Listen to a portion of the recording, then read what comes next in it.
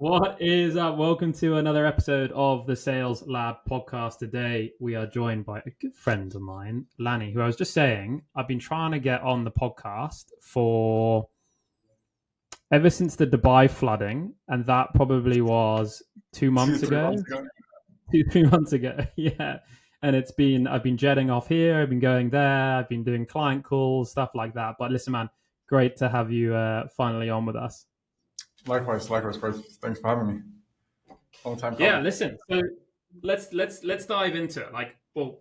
Maybe I'll explain. Right, one of the main reasons that I wanted to get you on the podcast is not only because you're a gorgeous man to look at. Of course, that is one of the main reasons. It's also like you are one of the most talented people when it comes to a few different things that I've seen. Right. So, firstly, like your personal branding, how you and actually Gilbert, who's your partner at Enablement, are kind of tackling the LinkedIn kind of sphere. But two, and obviously because we spend a lot of time together, I know how much you're focusing on kind of like the automation piece and scaling out your consultancy and your agency when it comes to automation. And then three, the whole kind of integration part into HubSpot and how you think about like the CRM inside of like the ecosystem. I speak to a lot of agencies, probably 50 agencies a week. And I must say that you're probably one of the more sophisticated minds when it comes to like this approach that I've seen. So that's why I wanted you on the podcast, and hopefully we can dive into it. What an intro. I'm just going to clip that, and especially the beginning, and send that to my wife.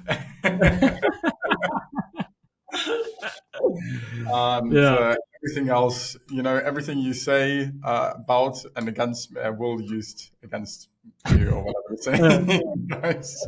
Use against me, yeah. Exactly. Nice. Exactly. Yeah.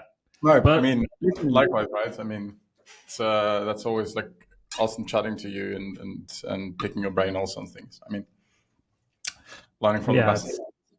We have we've had some good chats about vector databases in our time, that's for sure. But listen, let's dive into, like, I obviously know from speaking with you, right? Like you've been really reworking like your whole process when it comes to client acquisition, client onboarding, the kind of services that you've been doing.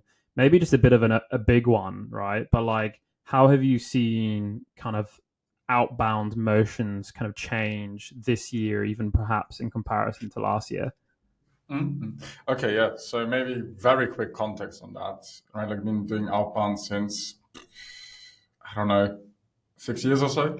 I worked in a HubSpot agency, and as a sales leader, built an outbound motion there, and then lots of trial and error, lots of firing and hiring of agencies and BDRs till I to get it right. And back then, what was working, like that was pre-AI. Right? Like what we got to work, we just hired VAs in the Philippines that did the personalization.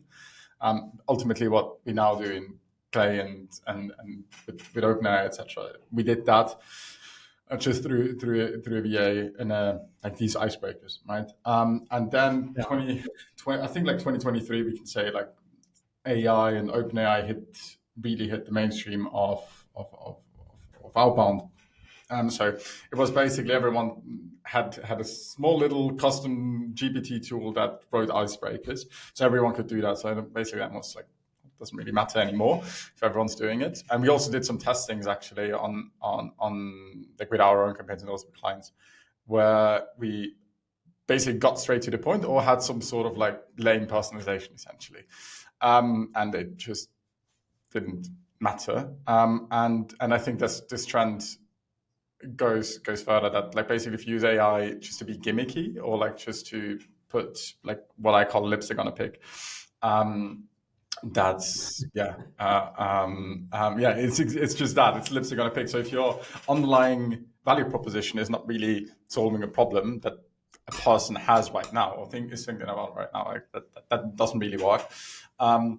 And another thing, we ran super successful campaigns. We booked like 15% ish meetings last year. Really good, without any triggers or whatever, but just like the messaging and the offering was really, really good. Basically, the same campaign performs just to slightly different lists, but yeah, quite comparable, like 8-9% meeting booking rate, like still very good, obviously, but I take it. But it's just kind of like, even now you get diminishing returns. And I don't really think that the messaging basically got saturated, what we say, because it's quite unique. I think it's just inboxes got saturated, because berries eventually, like, they're getting lower and lower and lower, and like everyone can fire up 100 inboxes and connect to Smart Lead and start blasting. So which is also why we started last year with focusing much more on LinkedIn and personal branding and these type of things, and just basically also like creating our own channels, if you want to call it that. Which is also because I just think like outbound is a very powerful tool, but you don't want to put all your eggs in one basket, kind of. So that's why we started diversifying for us, but also tell our clients to do the same. Okay. And how do you, like, one of the hard parts, right, is attributing like your personal brand to the success of like the sales campaigns. Like, are you measuring it at all, or is it more like, well, I know this is going to have an impact, no need to measure it?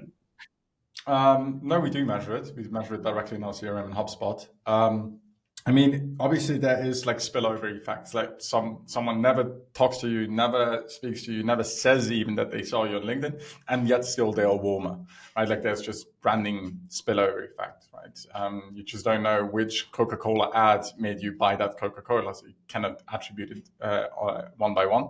But still, so when I always ask people, right, like when they book a meeting link and I cannot attribute it to a specific campaign, basically because I have my own attribution system in HubSpot that I custom built.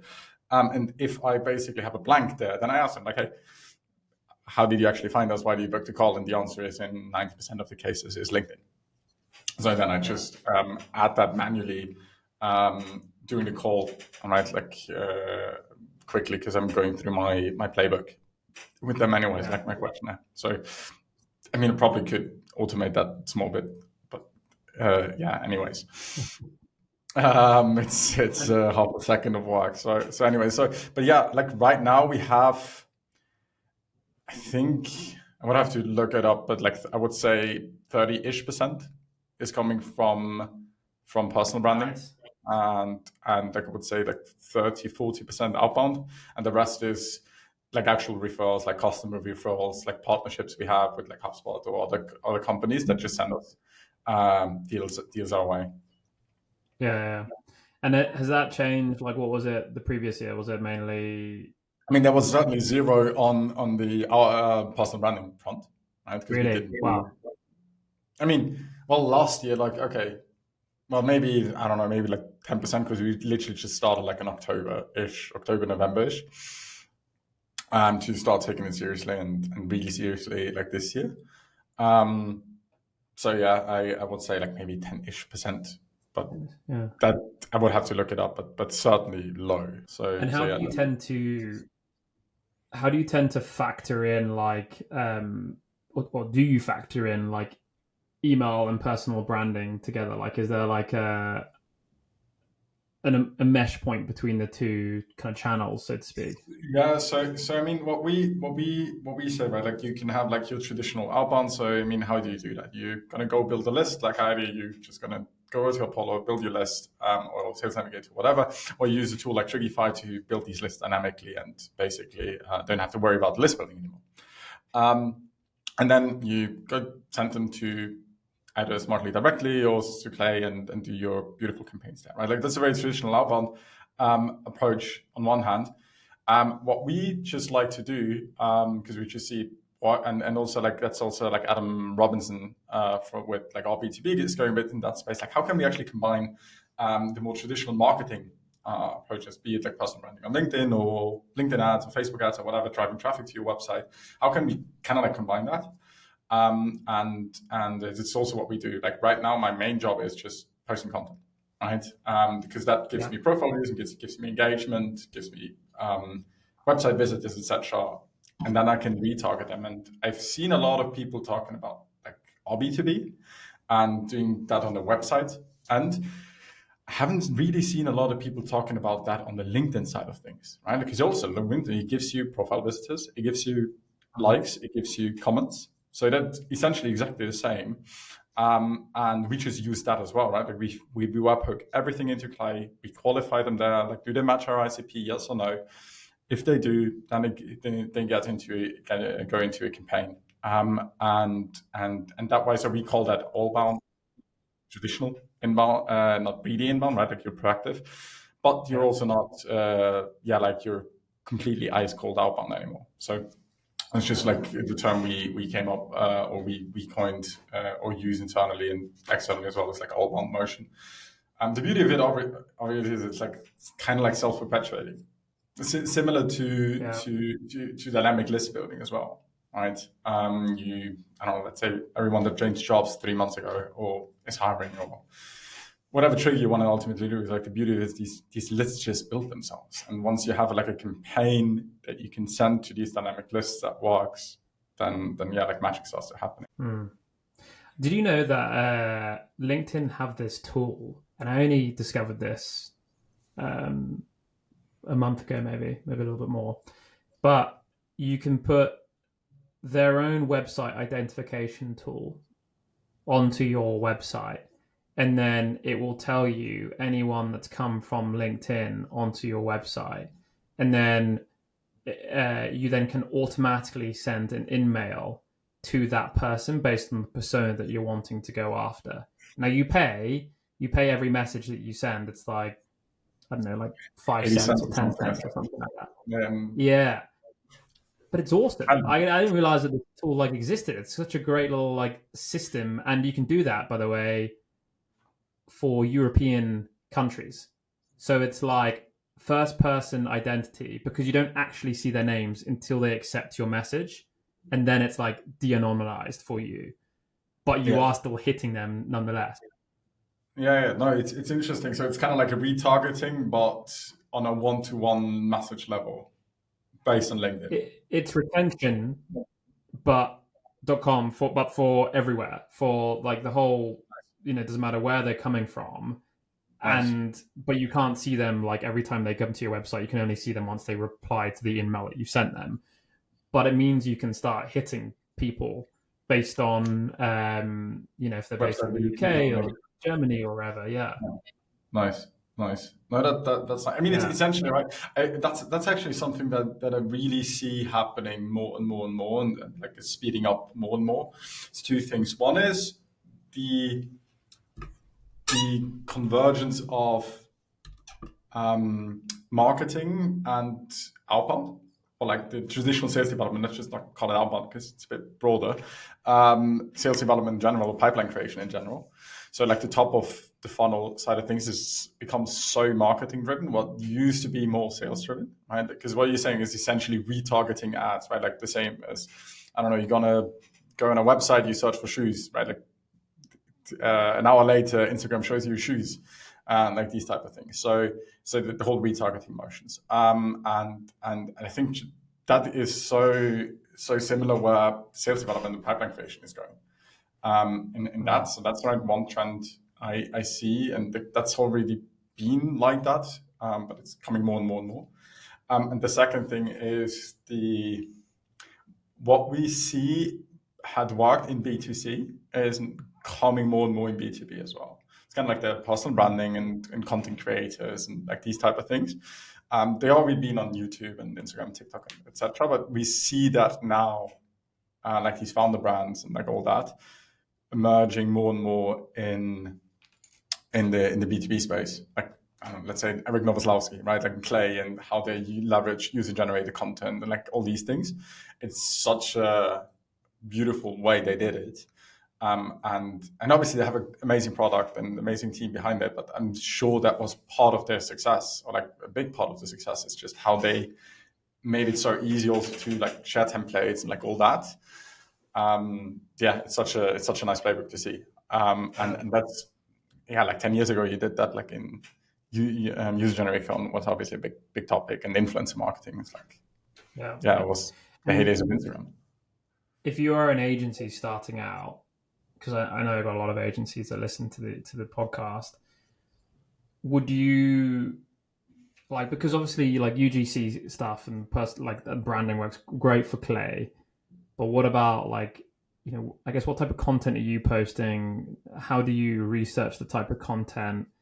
Are you in it for followers? Are you in it for more like targeted like awareness in certain industries? Like how do you like approach that whole kind of topic area when it For comes to me, like, personal branding? I'm just going to answer it for me, and then basically I'm trying to generalize it. And so, I mean, obviously, first and foremost, that obviously only works if you have your audience on LinkedIn. I think it's also like it's actually how we pick our clients as well. Is if their target audience is not on LinkedIn, then kind of like we only can go like the call outbound road, but not the personal branding road. And we usually recommend people to do both.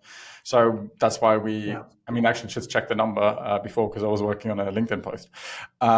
We decline 58% of people that apply to work with us. And like that's one of the reasons. But I mean, it's also, we only can take on so many clients. So you need to be selective. And I mean, it's a good position to be in, but we need to start hiring. But anyways, to go back to the question on how to, so if you're German speaking and are good with like automations, hit me up.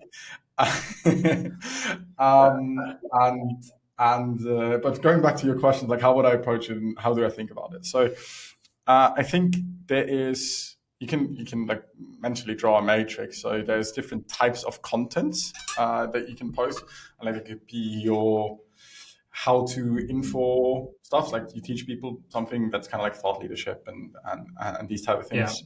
You can give more on the person story side, things like how you're building something. I think like you're doing a really good job at that with the like building in public and your Friday updates, right? Like that makes you very relatable and personable. If they then follow you, that's the personal out of the personal brand aspect, I would say.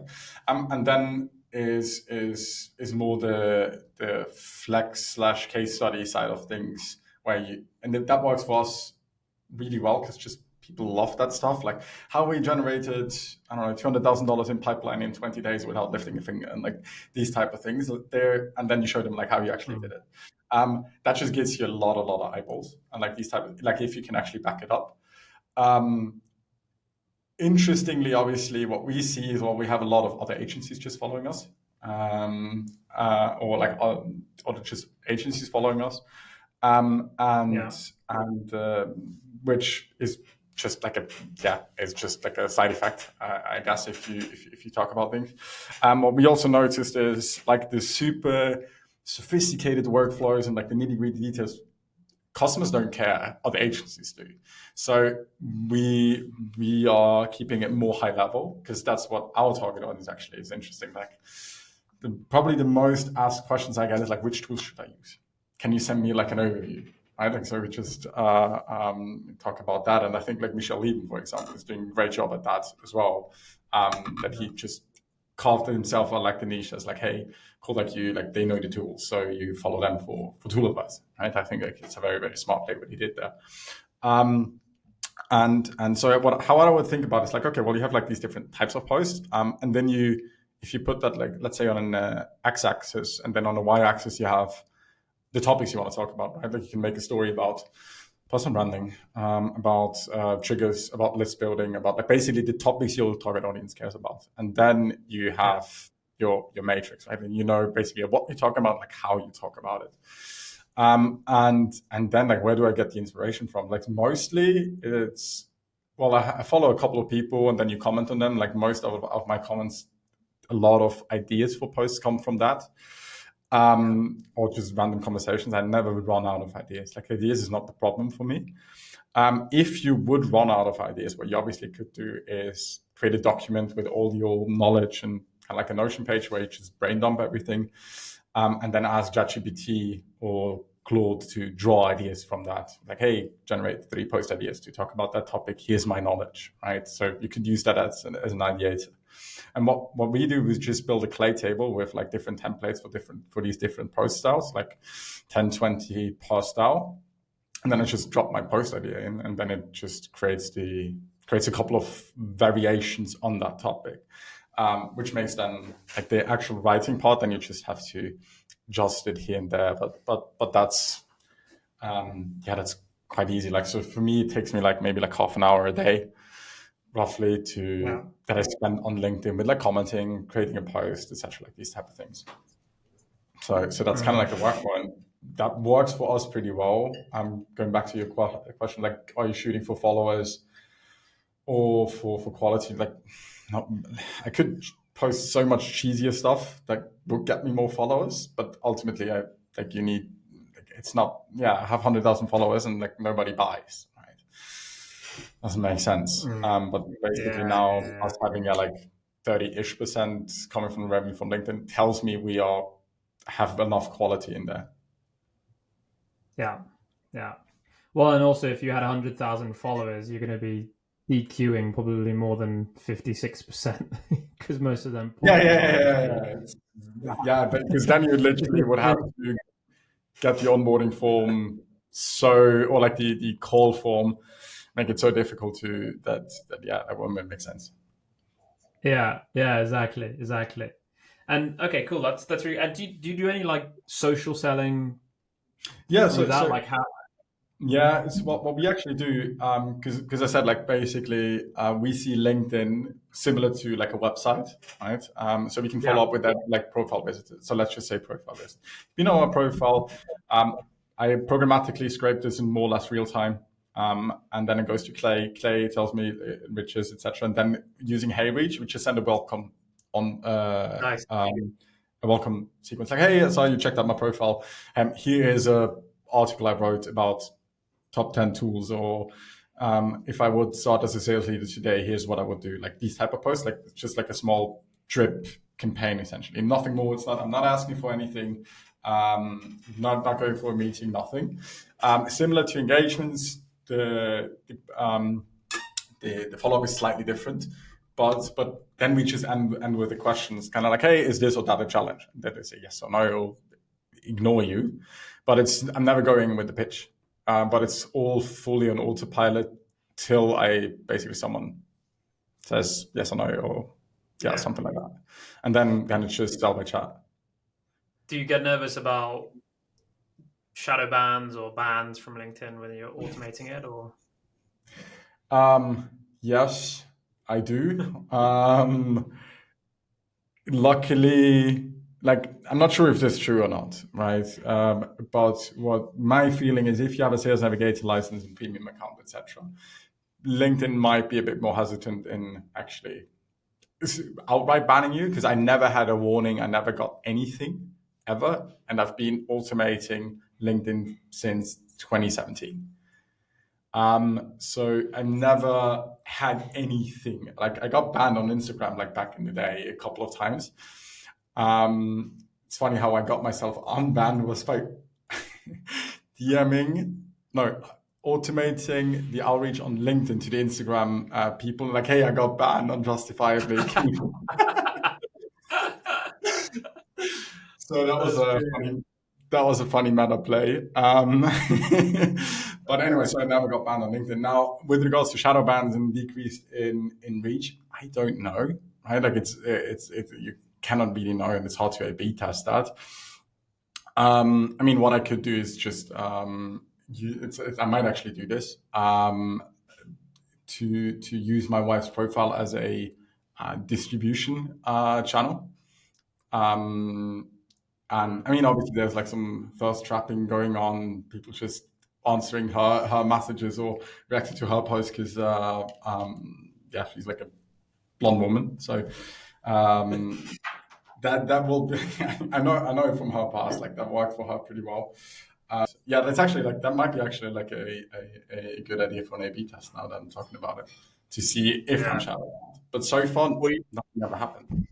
You know, I've seen people like create like. Have you ever dabbled with like the avatars? The AI avatars, I got always banned super quickly. What I've seen work is just renting profiles, like that are legit profiles, like actual people are behind it. However, I don't really run into that scaling issue for me at the moment, where like with Smart Lead, right? You just set up new inboxes and you blast emails. And with LinkedIn, you can't do that because you can't scale that fast. Yeah. So basically, the equivalent to an inbox would be a profile. However, yeah, I never tried to run LinkedIn at that scale because every time I've never seen it really, or have met someone who's like, yeah, this is fucking amazing, do this. Yeah. And also, like, it's just a different world how you sell, right? It's less pitch slapping, which we do essentially on mail. It's more like, yeah, the whole social aspect. So I'm automating it a lot, but I'm not pushing it, like I'm not running it at insane speeds. Fingers crossed I fly. Are you advising people then with the consultancy side of things on like the tech stack that they need to use and then how to implement that tech stack? Am I correct? Yeah, I mean, the consultancy is the majority of our business these days. Yeah. And it's essentially where we just enable to for people to build the exact same tech stack as an agency would do for them, right? Yeah. So they don't have to go to an agency. So you can basically, quote unquote, build your own agency in-house, and we just have the blueprints for that. We've been doing this for many years now, and so quote unquote, you build your own agency, you're not dependent on them, and have the knowledge in-house. I think that's a lot of people come to us because there's a lot of great agencies out there. There's a lot of bad agencies out there. Again, the barrier of entry is so low to start your own agency. Right? Like it reminds me a bit like the SMMA back in the day, where like everyone did Facebook ads and dropshipping and these type of things. And I feel like to some extent that's a bit also happening in the outreach space. So a lot of people are bound and they really want to really understand what is the agency actually doing and these type of things. And I also do think you actually shouldn't go to an agency unless you understand what they do. In general, like be it Facebook ads, be it LinkedIn ads, be it outbound, be it web development. Even I think you don't have why you actually need them in the first place as well. Yeah, and you can't really assess quality if you don't know what good looks like. Again, it doesn't really matter if it's an app development or outbound or branding or whatever. Yeah. And let's say you're speaking with a client. Let's say I'm a 200 person plus company that's maybe got a team of 30 in the sales versus a team probably sub 3 people in sales.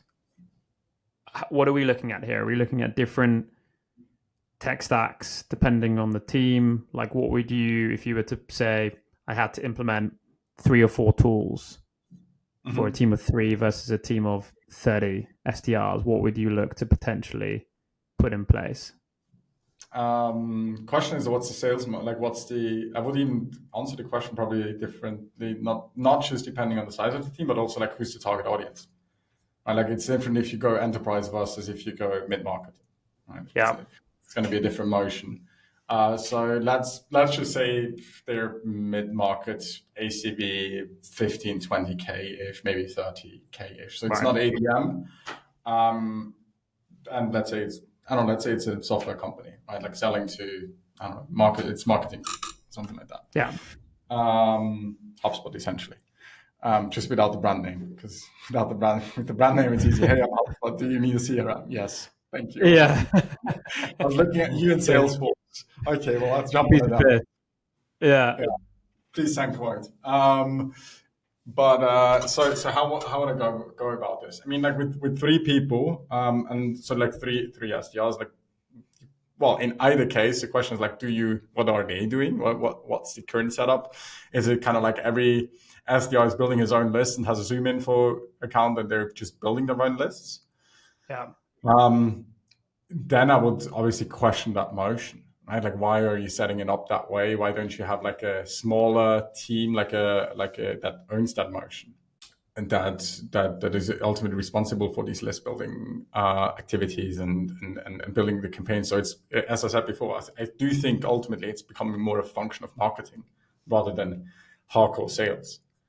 And I would think about more in that direction. And if you still have, then, well, what do you do with the BDRs? The ones you want to keep in that sense is well, you have marketing department supporting them with personal branding. right? Like you can do a podcast, right? Like once a week or once a month with the team. Everyone gets half an hour. They share their thoughts. You use the transcripts and feed that into your content engine, right? Like similar to what we have. You can use the transcripts. Hey, here's a transcript of a conversation. Create 10 ideas out of that. You create 15 posts out of it, and then whole content repurposing, right? Like you have a YouTube channel, right? Like if you have a long format podcast like we're running, you have clips, reels essentially, and you have written content out of it, and then you just distribute it across the platforms. So if you have a bigger sales team, like 200, 300 plus people, I would start thinking more along those lines, because it's more of a shift of resource allocation, because you obviously have the resource to run these things. So I will think along those lines a bit more, because then obviously your sellers have more capabilities or capacity to actually follow up on stuff. Like let's say, someone you reached out to, visited a website, you see that through our B2B, then you can call, right? Like these type of things. So I would think way more along those lines, how they can start cherry picking once you have some sort of signal. And Outbound is just doing the quote unquote marketing side of things. And we also see this with like one of our clients. He literally just ran that motion, just smaller team, but essentially ran that motion, doubled their pipeline in Q1 versus Q4. In the fintech space in London, super competitive, but they just did exactly that, right? Like Outbound was just a marketing channel. Every signal they picked up the phone, called them, and scheduled demos, and supported that with like personal branding. So that worked. And had one person building the list type thing. Yeah. Yes. It was actually zero in the beginning, because he was like, I want to understand this, I want to own this, and then he basically delegated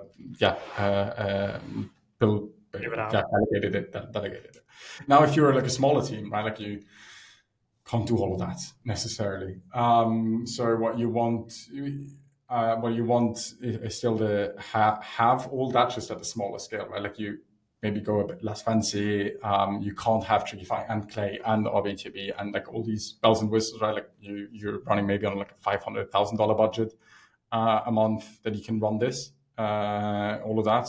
So you want to be a bit leaner, but I would not compromise on personal branding. And like the overall strategy, I would stick to the same if your ACV is in that 10, 30K mark. Again, if you have like your target list of 100 accounts and you sell $500,000 a year software, different story, different play. Yeah, nice, awesome, man, awesome.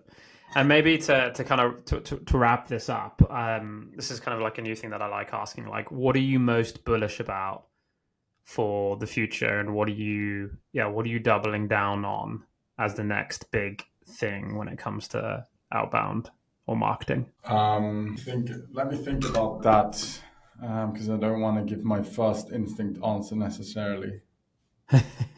No, what I do think about is what I said earlier, is that pipeline creation becomes more towards the marketing space.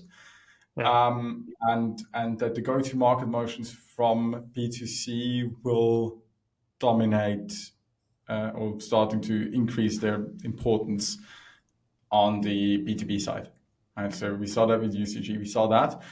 So if I was a sales leader, like forward-thinking of, let's say, 300-400 people company, I would look into, hey, what can I learn and adapt from the B2C space, and how can I use the learnings and what worked there for my own company and adapt it. So that then could be personal brand, it could be UCG, it could be whatever. But I think that's a trend that not enough paying attention to. Yeah. Funny enough, I was having this, I can't remember who it was, but I was having this conversation the other day being like, let's go and look at the top B2C brands, see what they're doing and see where we can emulate and copy and bring that in. And I agree. I'm always super fascinated by Apple on one hand, because they just created a product. The product's amazing, but it's also like they have such an absurdly loyal fan base. And that's one. And the other one I'm always fascinated by is Rolex.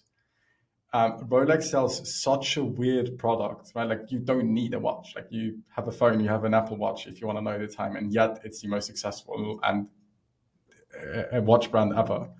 And it's such a weird way, like that they created such a hype and desire around the product that you don't need.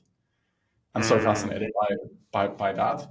And I think you can learn a lot about brand positioning from these type of brands and what can you do to create such a following and such a tribe around your brand. So that's I think like study B2C brands and see what you can do, because there's too many B2B companies calling themselves innovative market leader. There's just too many doing that, and you don't see that in B2C. No. Like the good brands, they have something distinct about them, and that makes you love them because they're like personable. And I think that's true. They're better marketeers over on the B2C side. Yeah, 100%. Yeah, 100%. And I think we can learn a lot from that. Yeah.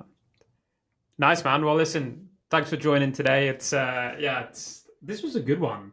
Hey, I didn't think that you were going to hit me with all this personal branding stuff. I thought we were going to nerd out on automations more, but this is cool. I think you have already enough of that. So I try to diversify. That's true. I need to broaden my reach of people that I go after. Lesson learned from you on that one after this. So thanks, man, and appreciate you dropping on. Something you probably could think about adding to Trigify, right? The whole personal branding. No, but scraping LinkedIn engagements. I actually thought about this earlier today. If that is on the roadmap, like profile visits, comments, etc., because it would make so much sense for Trigify. Like, I think it fits the product.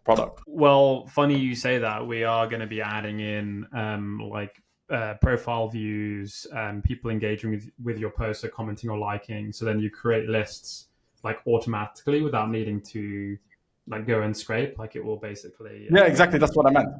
Yeah.